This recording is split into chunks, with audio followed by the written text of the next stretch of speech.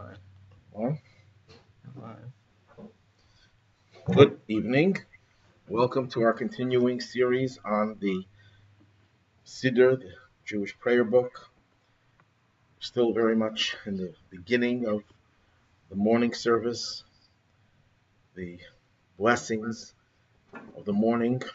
This section is called Birchos HaShachar, the morning blessings.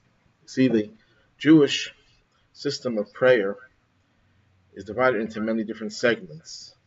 There are some people who marvel at the fact that there are some religions that have 5 prayers a day. Well, we take all the different segments of our prayers, we do many more than 5 a day. For example, we have the Ma'ariv prayer, the evening prayer.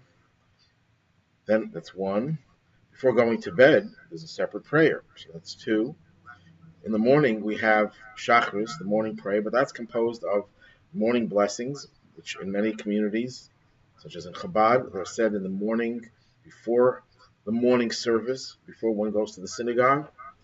So that gives you 3. Then we have the actual Shacharis morning prayer, which is quite a long one. It can take a half hour to an hour. That's 4. Then we have the Mincha prayer, the afternoon prayer, so that's 5. So we already have 5 prayers. Plus, if you add on every time a person eats a meal, we say the blessing known as Birchas Hamazon, the blessing after the meal. Even if we don't eat a full meal with bread, we eat other things.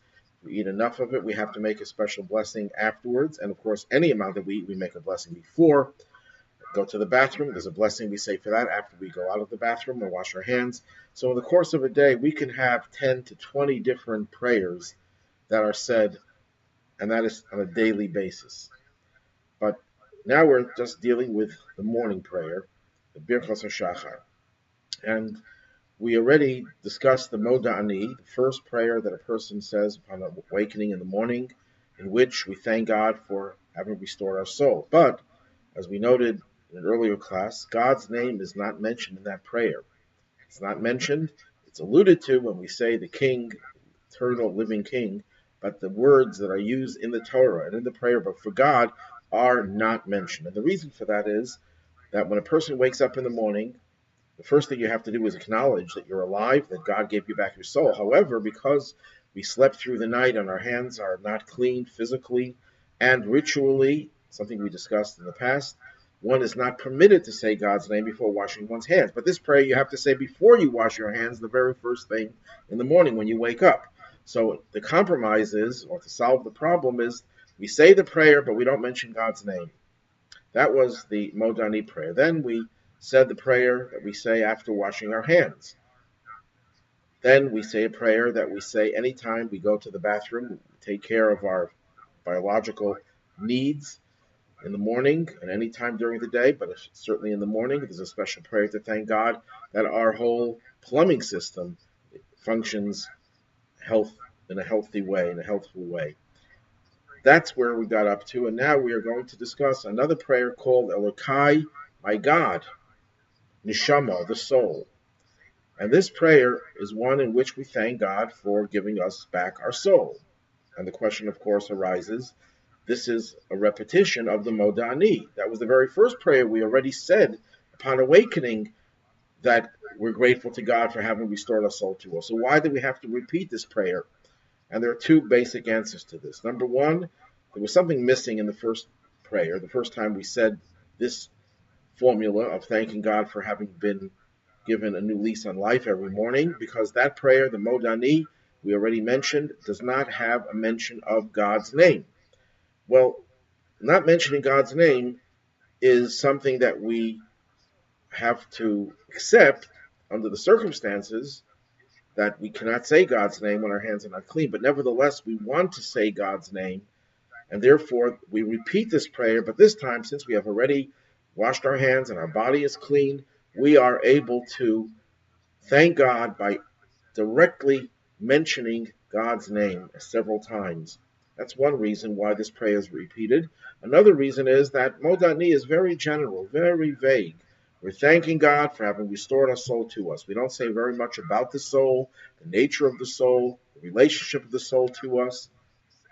And there are many other details that are absent in the Modani, because the idea is just to give God a general acknowledgement that He is the one who gave us back our soul. However, now that we're ready to go into more detail and more depth, we talk about the soul and its different levels, and how the soul comes from its source down to us, and what the soul does for us, and so on and so forth. So that, by way of introduction, explains why this prayer is inserted over here. We start off by saying, "My God, the soul that you have placed within me is pure." A question that one could ask, isn't it obvious we're speaking to God? I mean, this follows another prayer, one that we say after going out of the bathroom, in which we conclude, "Blessed are you, God, who performs wonders." So we're talking to God, and we're saying this. So wouldn't it be obvious when if we would have just said, "The soul that you have given me is pure"? We would know who the "you" is. It would have been obvious. Uh, we could have also included God's name, if we wanted to, in a different way, which is more conventional. We could have said that the soul that you, God, gave me is pure. Just like we say, "Blessed are you, God." We don't say, "God, blessed are you." So why over here do we start off with the word, "My God, the soul that you gave me is pure"?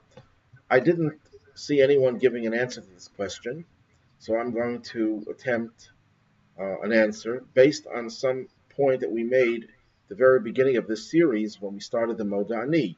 Moda Ani begins with the words Moda Ani. Translated into English, it is usually translated as "I thank you." So what is the first word in the English translation? I. The "you," which refers to God, is the third word. Or another translation, "I offer thanks to you." You have to go through 4 words before you get to the "you," before you get to God.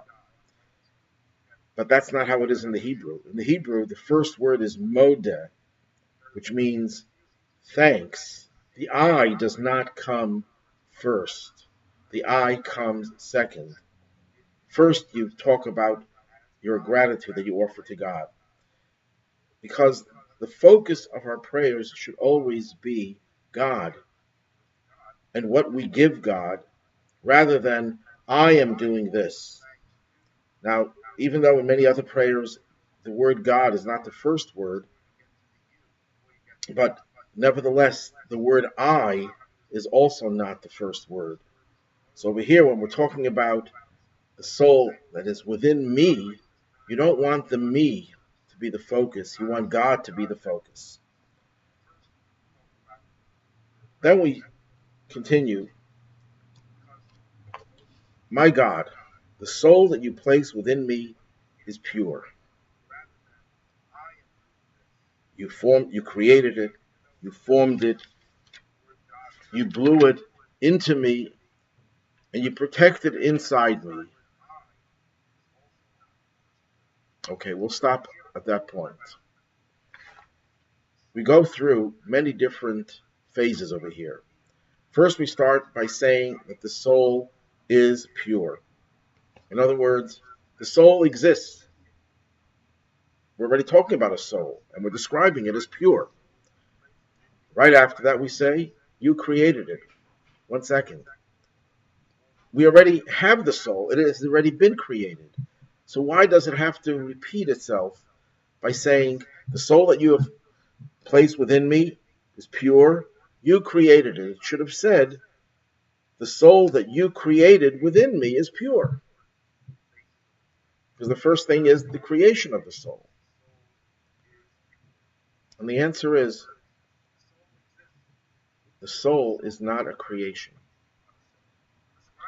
What is the definition of the word creation? When we look at the table, look at the trees, we look at the whole earth, or the whole cosmos, the whole universe, it is a creation of God. What existed before God created it? Nothing. Absolutely nothing.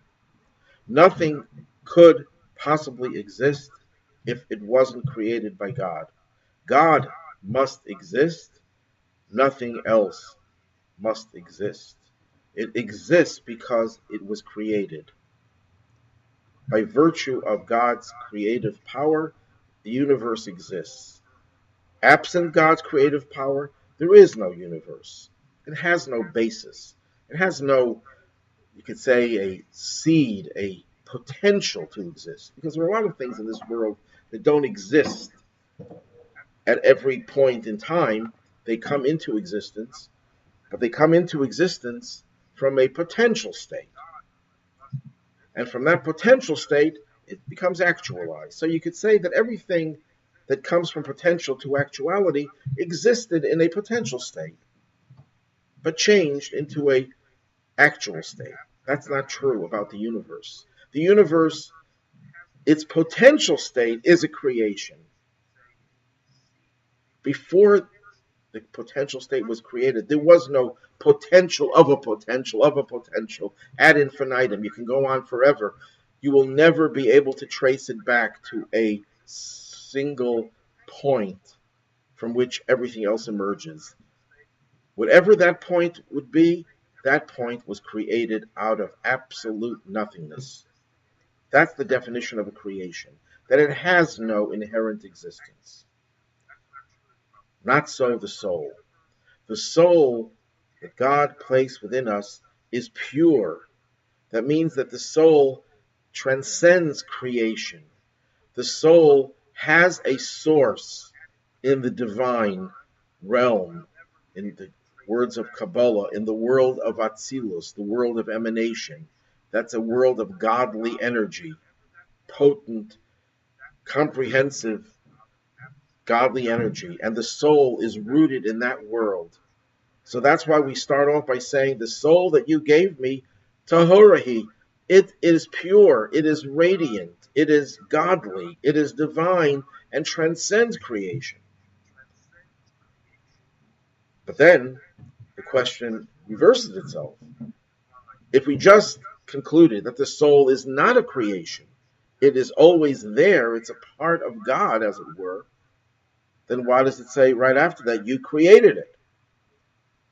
And the answer to that is that the soul, though it is rooted in the divine, and that is its source, and it is not a creation, the soul undergoes transformation of some sort. It undergoes a system of changes, of evolving. Actually, the word that I would like to use over here is devolving, and I'll explain it as we go on.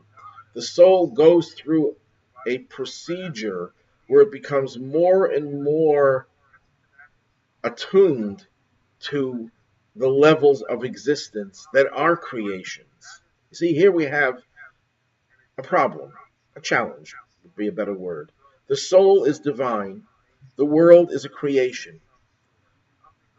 The soul has to come into the world of creation, into a physical body which was created. And the soul has to then relate to the outside world. Why does the soul have to relate to the outside world? Because that's why the soul is in this world, to change the world, to affect the world. So the soul, if it becomes part of this world, then essentially it is a creation like anything else. And as a creation, it's confined to its parameters and can't really change. An inanimate object can't become vegetative. Vegetative can't become animal. Animal can't become human. Evolution notwithstanding. They're fixed in their mold. So that if a soul becomes part of creation, it cannot change creation unless it retains its original divine identity. But if it's originally the way it is, if it is the way it was in its origin, then how could it relate to the physical world?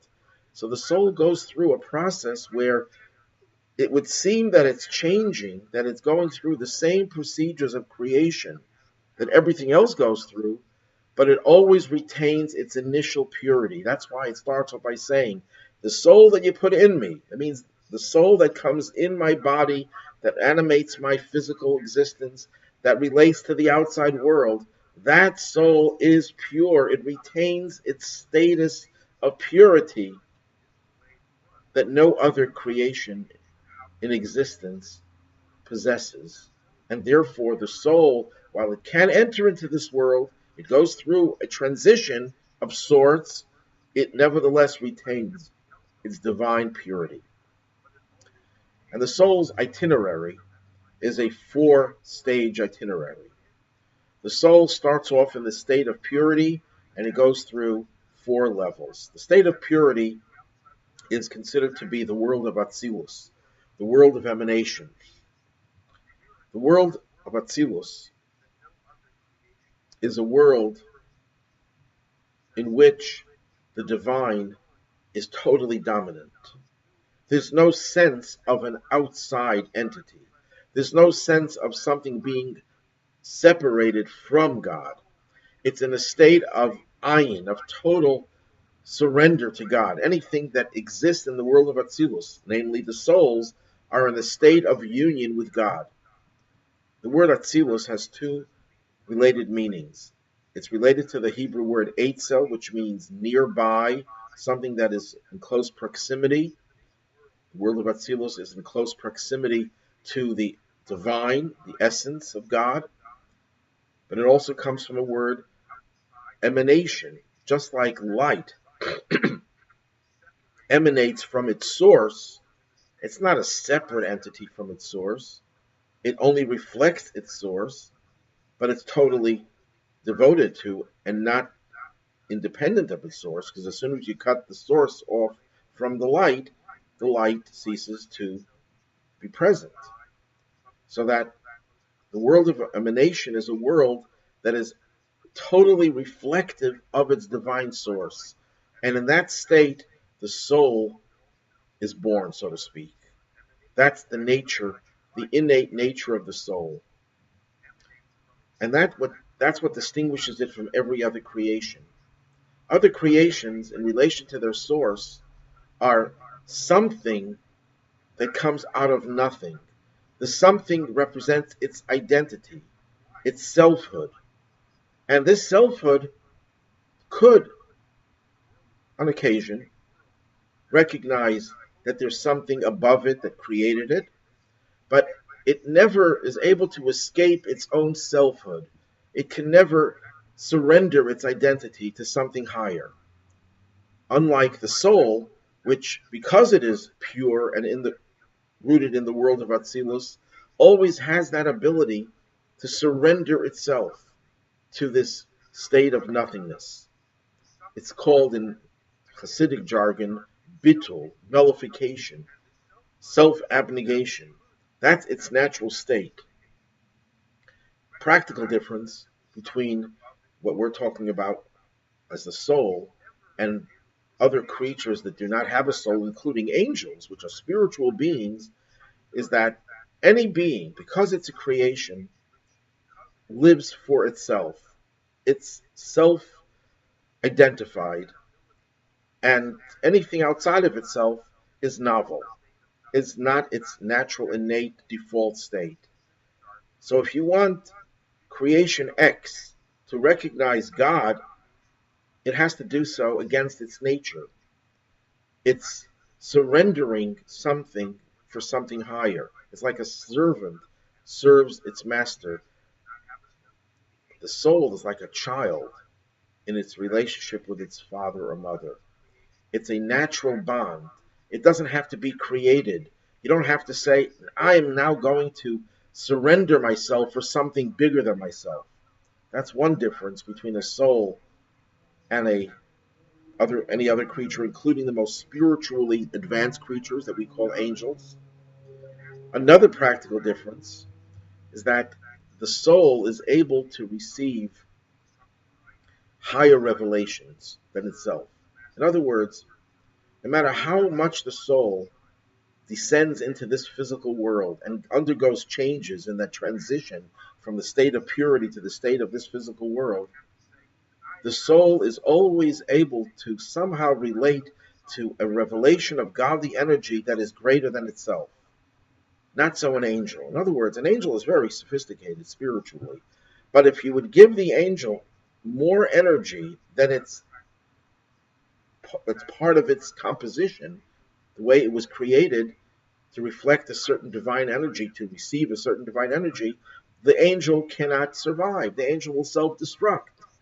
That's why Midrash tells us that when God created Adam, the angels were very upset. And they said, God, why are you creating such a lowly creature? And it says God pointed his finger at them, and as a result, they were all destroyed.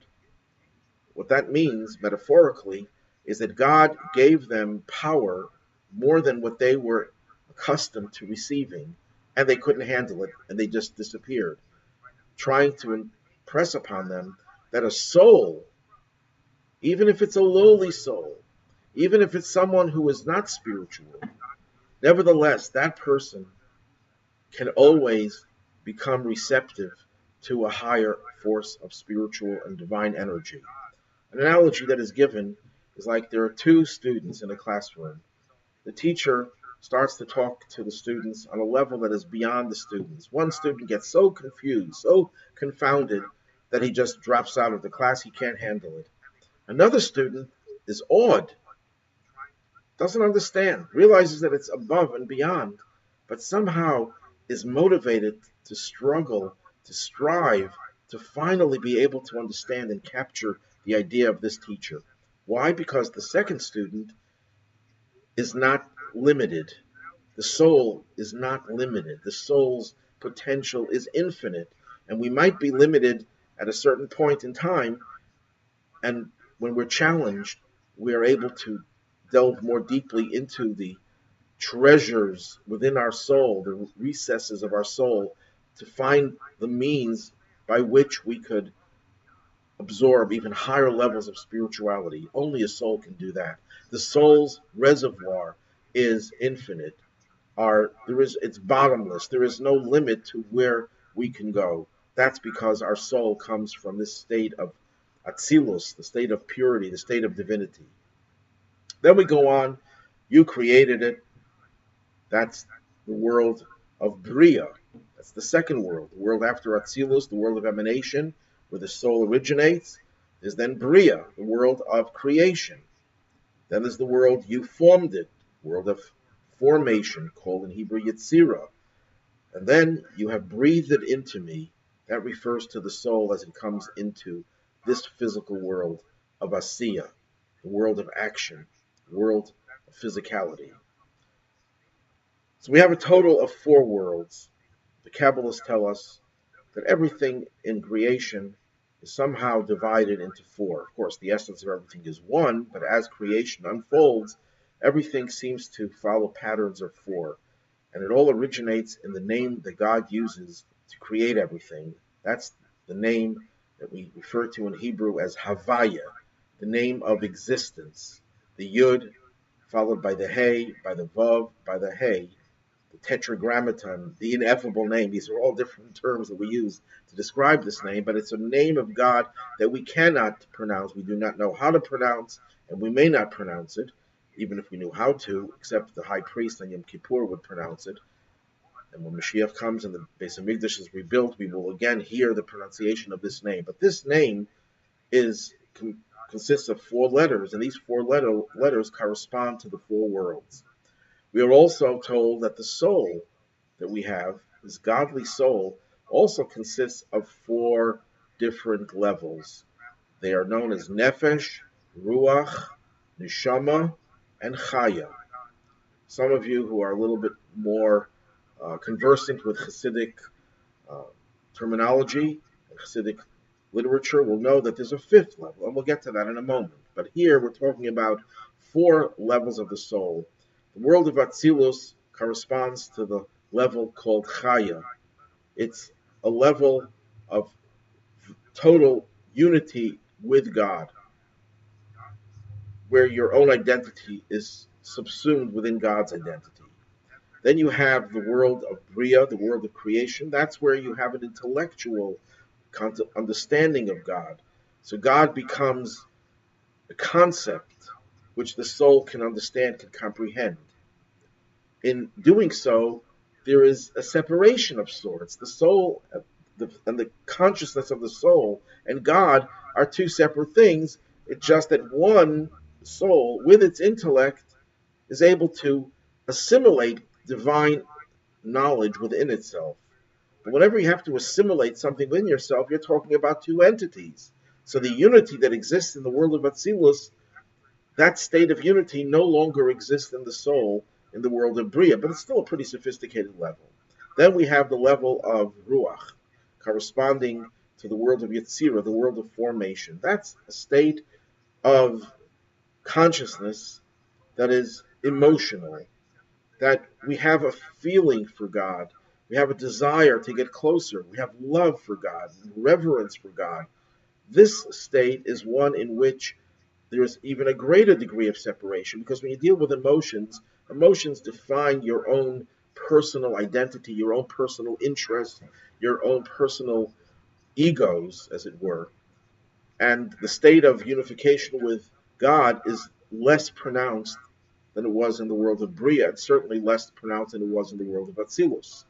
And then the soul comes into the world of Asiya, the world of action, where it becomes a totally independent being, where it can think on its own and act on its own. But nevertheless, the soul comes to the recognition, the body with the soul animating, it comes to the recognition that there is a God that we have to serve and we have to fulfill the commandments.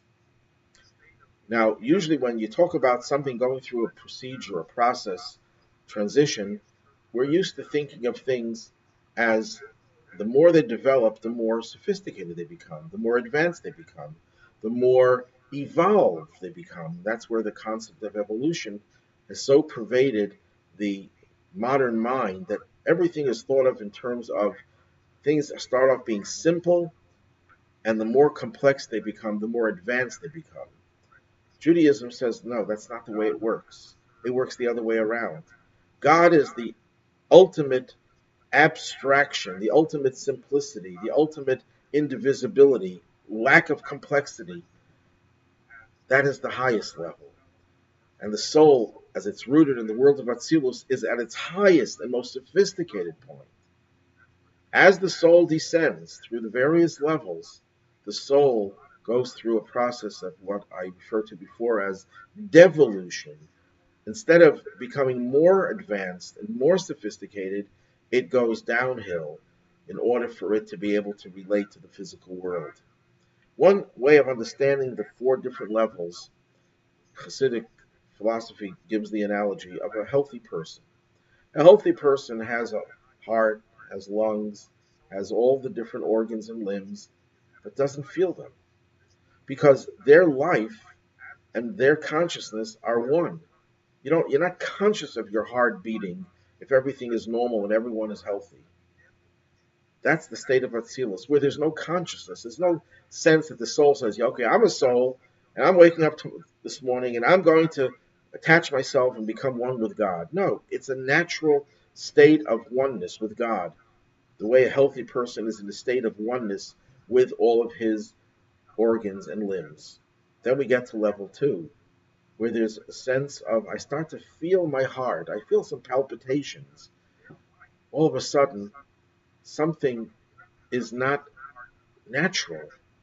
You don't normally feel your heart beating. You don't normally are not normally in touch with your lungs or with your toes. They're in a healthy person, they just function very well without you being aware of them. Once there's an awareness, once you feel different limbs and organs, you know that you're on the way perhaps to a less healthful state, which is the third level, where you begin to feel pain. Now you could say, well, I'm more sophisticated. Now I really feel my heart. Now I really feel my limbs and organs. No, if you feel them because you have pain, that means you're less in touch with your life, with your energy. There's some separation. And then, God forbid, the next stage, which is the lowest stage in terms of a person's health, is where the limb and organ cease to function and paralysis sets in. That is the state of the soul as it comes into the physical world. In the world of Atzilus, the soul does not sense its connection to God. It is one. In the world of Bria, it comprehends God. It already senses its own ability to understand. And true, it assimilates God within it and becomes one with God, but as a awareness of self, of your own understanding. The third level is where there's emotion. Emotion is where your feelings are paramount. It's your sense of, I feel this way about you. Because an intellect, even though it's your intellect, the preoccupation is with the concept. In emotion, the preoccupation is what you feel. Then the soul goes to the lowest level, corresponding to the level of paralysis, where the soul only thinks about itself, or the person, the total person, with the consciousness of the soul, thinks about what I can get out of being close to God. Yes, we're still thinking of God because it's a godly soul, and it still gives us the inspiration to want to become godly. But what are we thinking about? We're thinking about our own interests. If only every person in this world would serve God and do good selfishly, we would be living in a very good world. But it's still the lowest level. It's the very basic level. And we cannot be content with this level. But it's still one of the four levels of the soul's consciousness where its focus is itself. And that is the level where the soul comes into the body. Then we say, you breathed it into me. The question is, if we're talking about the four worlds, the first world is Atzilus, emanation. The second world is Bria, creation. The third world is Yitzira, formation. What is the fourth world called? In Kabbalah, we're told the fourth world is called the world of Asiya, the world of making, perfecting. Well, according to that term, it should have said here, after it said you created it, you formed it, it should have said you made it. Why does it say you blew it into me? And the answer in Hasidic thought is, if the soul would actually go through the fourth dimension of action, where it becomes so corporeal, so assimilated with the physical, we wouldn't be able to endure, we wouldn't be able to cope with all the threats that exist in the physical world. Because the soul would have been so concealed, so changed, that it would have lost its original potential, its original potency, its original purity and radiance. And that would render the soul immobile, impotent to be able to change the physical existence of the human being and certainly not to change the rest of the world. Therefore, God had to make sure that even in the last stage, there is a hint, and even more than a hint, of the first stage. Now, how does that tie in with God blowing it into us? So the Zohar says that the difference between speech and blowing is a very profound one, because when the Torah talks about creation, it talks about God creating the world through speech, not the soul. The soul, God blows it into Adam. And here we say too, God blows it into us. What is the difference between speaking and blowing? When you speak, there's breath coming out of you. When you blow, it comes from within, from your gut. The point over here is that when God puts the soul into our body, God blows it into us. It comes from the inwardness of God. It's not a peripheral aspect of God. It's an inward level. So even as the soul comes in this physical world, there is a inwardness of God's presence within the soul, which enables it to cope with all the obstacles. Now, we go to the next level. You preserve it within me. That alludes to the fifth level of the soul. That's the level that even transcends Atzilus, that transcends the world of unity. It's the part of the soul that is tied up with God's essence. And that part of the soul cannot be internalized within us. It hovers over us, it surrounds us, it encompasses us. And that's what protects us. That's what gives us the ability to survive in this world. That's what keeps us alive, not just physically, but also spiritually. It's the essence of the soul, the Jewish soul in particular, that we're told is what gives the Jew the ability to withstand any test and any challenge. And tragically, throughout Jewish history, Jews would give their lives rather than even pay lip service to another religion, not because it made sense. It transcended rational thought. It was because their yechida was awakened. And from the perspective of their yechida, there is no room for even lip service to anything else but God. Now, we just went through various levels. We are told in Kabbalah and in Hasidic literature that not all souls were created equally. This may come as a surprise, but we do not all share the same level of soul. We all share the commonality that our soul originates in one source. But the way the soul transitions from one level to another is not the same for everyone. There are some souls that start off in the world of Atzilus, where all souls originate, but they have to go through the world of Beriah, and they change as a result. Then they have to go through the world of Yetzirah and the world of Asiya. And in that process, as a result of that transition, the soul is a changed soul, and its potential is more or less limited. Now, I said before that our potential is unlimited. Yes, that is true, but that's in order to reach that unlimitedness, you have to do heroic things. It's not something that comes casually. On a regular basis, on a regular level, we do have our limits, what we could expect from each soul. Some souls have a much more powerful access, much more access to these higher levels. So there are souls that come from the world of Atzilus, but yeah, how do they come into this world? They have to go through all the worlds. So Chassidus tells us that there are two ways spiritual entities could travel. You can travel from one place to another, where each stage, each location of that which travels goes through a transformation and becomes like that new location. And then when you go to the next location, it's like someone who goes through various stages of education.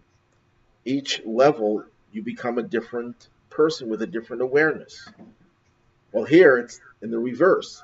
Each stage the soul goes through transforms the soul, puts limits on it. That's called, in Hasidic terminology, b'derech hislapshus, in a manner of being cloaked or enclosed.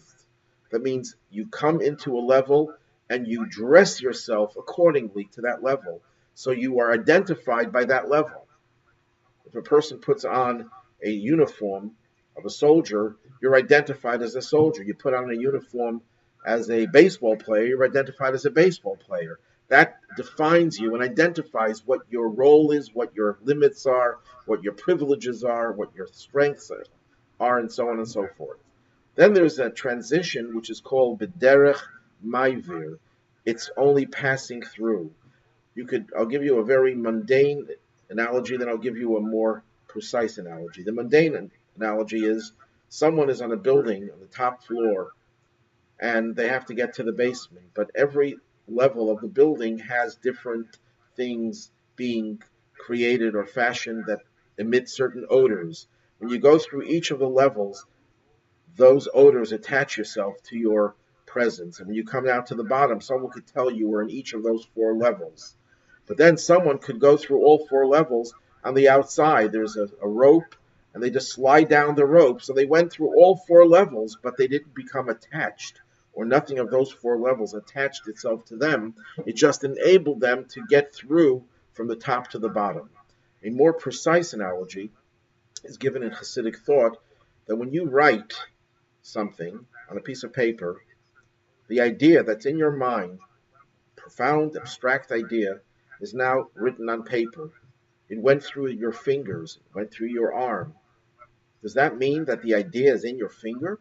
That if you cut open the finger, somehow do dissection of the finger, you'd find the idea in some form, in some shape? Absolutely not. It only passes through the arm and the hand and the fingers to get onto the paper. So if you wouldn't have the finger, God forbid, the idea could never be written down. So you need the paper, the finger, the arm to get the idea from the mind onto the piece of paper, but it doesn't become enclosed within that. The idea doesn't internalize itself within a finger, it just passes through. And that's how some souls just pass through all the 4 worlds. But on this world, their soul down here is just the way it was up there in the world of Atzilus. The same ardor, the same passion, the same bitul, self-abnegation that they had up there, they still retain down here. Who is in that category of the world of Atzilus? Kabbalah tells us that the patriarchs, Moses, and various other personalities and saintly people over the ages, and in Hasidic tradition we have it that all the Chabad Rebbes were all souls of the world of Atzilus, the world of emanation. Souls that down here they're just as attached as they were up there. And they had to go through all the other levels, but that was just the derech maiver, passing through, but they didn't become identified with those levels. Then you have lower souls that go through 2 levels. They're pretty sophisticated as well. It is said that the Rambam, Maimonides, was of the level of Bria, the world of creation, the world of intellectual comprehension of God, and other souls are the world of Yetzirah. The lowest souls are from the world of Asiya. Now, within each world, there are many, many levels and gradations, and the lowest of the low is still a soul that God blows into us, that is still retains elements of that purity. That gives the soul the ability to absorb things that are way beyond itself. That's what gives us our potential. That is more than what it seems our potential would be based on the worlds that it goes through. Then we say, you preserve it within me. As I mentioned before, that's the Yechida. But there's another aspect to this. We just said that Yechida keeps the soul, protects it from the outside, but it also protects it from itself. The soul has a problem. Its strength is also its weakness. Because the soul is so spiritual, so desires to be connected to God, and to leave this physical world, including leaving its own physical body, the soul can expire, can depart from the physical world. In Kabbalistic terminology, this process where the soul is inflamed, is passionate, and wants to get closer to its source and leave the physical world, if that's what enables it to get closer to its source, that is called Ratzo, advance. In the book of Ezekiel, prophetic book which describes the angels in heaven, it talks about the angels, how they go Ratzo v'shov, advance, they try to get higher, get closer to God, and shov, they retreat because they can't get higher. Well, the soul also has this Ratzo, this desire to advance, to get closer to its source, even if it means leaving this physical world. There are great people throughout Jewish history whose souls were on fire to such an extent that their souls actually left their bodies. They didn't do anything, God forbid, physically to harm themselves, to cause their demise. It's their passion that was so great that their souls left their bodies. And that's not what God had in mind for the soul. God wants the soul in this world. So the soul has to be protected from itself. This is where we have to make a distinction between spirituality and divinity. The soul is a spiritual being. You can't describe it in physical terms. It animates a physical body, but it's spiritual. But when you're spiritual, you have spiritual limits. The limit of spirituality is that it doesn't like the physical. It runs away from the physical. That's what happens to a soul when it's inflamed with passion for God. It can't stand the physical, so it wants to leave this world. But that's not the same as saying that the soul is doing a godly thing. Being spiritual doesn't mean you're godly. It could reinforce your connection to God, but it isn't in and of itself godly. Godly means fulfilling the purpose for which you were put into this world. That is what the divine is. The divine transcends spirituality and physicality, but operates and gives us purpose through both. You need both, the physical and the spiritual. So when the soul has its spiritual energy energized, the soul is in danger of leaving the body. That's where God gives you this divine sense. It says, 1 second, I'm just gratifying my spiritual needs and spiritual urges. That is not, qualitatively speaking, so different from the person who indulges in material pleasures and seeks to satisfy them. It's a little bit more sophisticated, but it's still a selfish interest. It's not divine. The divine wants the soul to be in this world, and that's what he means by saying, and you preserve it within me. You don't allow the soul to leave the body, though that's what the soul would love to do. You give the soul the sense of purposefulness and mission, and that's what keeps us alive. And the rest of this prayer we will continue, God willing, the next time. Thank you for joining us in this study of the morning blessings, and we hope to see you again next week. God willing.